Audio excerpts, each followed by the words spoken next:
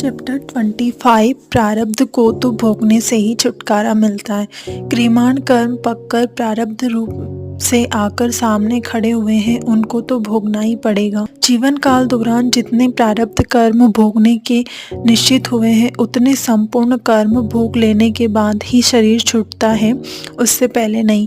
बड़े ज्ञानी महर्षि विद्वानों ने भी प्रारब्ध से छूटने का प्रयत्न नहीं किया और प्रयत्न करते तब भी नहीं छूट सकते।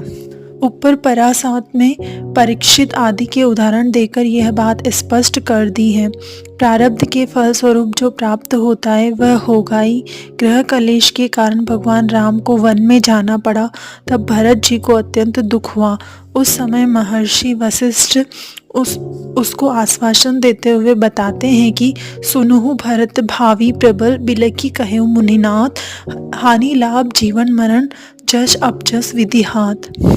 हानि लाभ जीवन मरण यश अपयश सब ही प्रारब्ध के वश हैं। हानि होना या लाभ, जीवन होना या मरण, यश मिलना या अपयश मिलना, वह सब प्रारब्ध में निश्चित हुआ हो उसके मुताबिक ही मिलता है।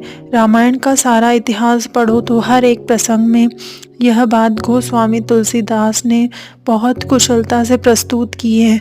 हानि किसको हुई और किसको लाभ किसको हुआ, यह देखो। हानि कौशल्या को हुई। खुद भगवान राम की माता कौशल्या को अपनी वृद्धावस्था में अपने जवान बेटे बहू को वन में भेजना पड़ा। हानि कौशल्या को हुई और लाभ शबरी को हुआ। घर बैठे भगवान का आगमन हुआ। कौशल्या राम की सगी माता थी, उनको हानि हुई, और शबरी उनकी कुछ रिश्तेदारी में नहीं थी, उसको लाभ हुआ। देखो जीवन किसका बना और मरण किसका हुआ। जीवन अहिल्या का बना और मरण राजा दशरथ का हुआ। जिनके चरण रज के स्पर्श मात्र से अहिल्या को जीवन मिला, वही परात्पर भगवान राम अपने पिता का मरण नहीं रोक सके। प्रारब्ध बलवान है, आगे देखो। यश किसको मिला और अपयश किसका हुआ। अपयश कैकेयी को मिला।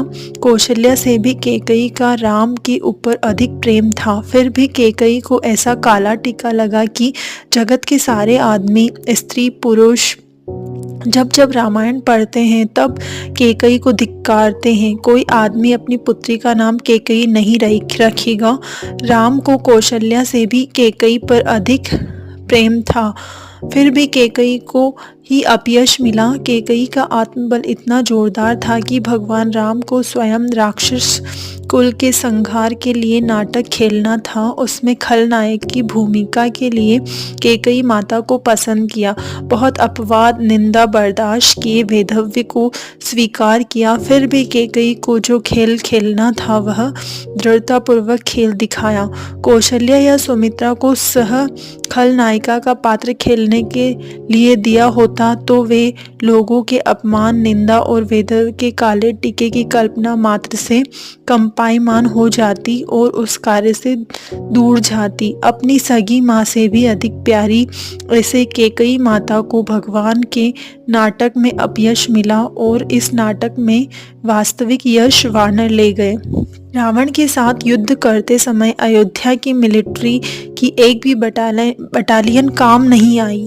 वानरों की सेना राम रावण युद्ध में विजय का यश ले गई। इसलिए मुनि वशिष्ठ कहते हैं कि हानि लाभ जीवन मरण जस अपजस विधिहात। प्रारब्ध में जो हानि लाभ जीवन मरण निश्चित हुए हों, उन्हें कोई भी नहीं मिटा सकता। जीवन रूपी शतरंज में जीव मात्र प्यादा है। जगत के नाटक में परमात्मा हरेक जीव को उसके प्रारब्ध के अनुसार ही जो पात्र खेलने के लिए प्रेरित करते हैं, उस मुताबिक ही जीव को प्रारब्ध भोगने के लिए पात्र खेलना ही पड़ता है। बहुत से लोग ज्योतिष का आश्रय लेकर प्रारब्ध जानने का प्रयत्न करते हैं। प्रारब्ध को पहले से अगर जान भी लिया तो भी प्रारब्ध छोड़ेगा नहीं। ज्योतिष शास्त्र है, ज्योतिष शास्त्र वास्तविक सच्चा शास्त्र है, किंतु उसको देखने वाले अधिकतर लोग पारंगत नहीं होते हैं, व्यवसायी होते हैं, इसलिए ज्योतिष शास्त्र की अवगणना होती है। प्रारब्ध के अनुसार जो फल निश्चित होता है वह तो अवश्य ही होगा। उसके 3 कारण हो सकते हैं: स्वेच्छाकृत फल भोग, परेच्छाकृत फल भोग, अनिच्छाकृत फल भोग।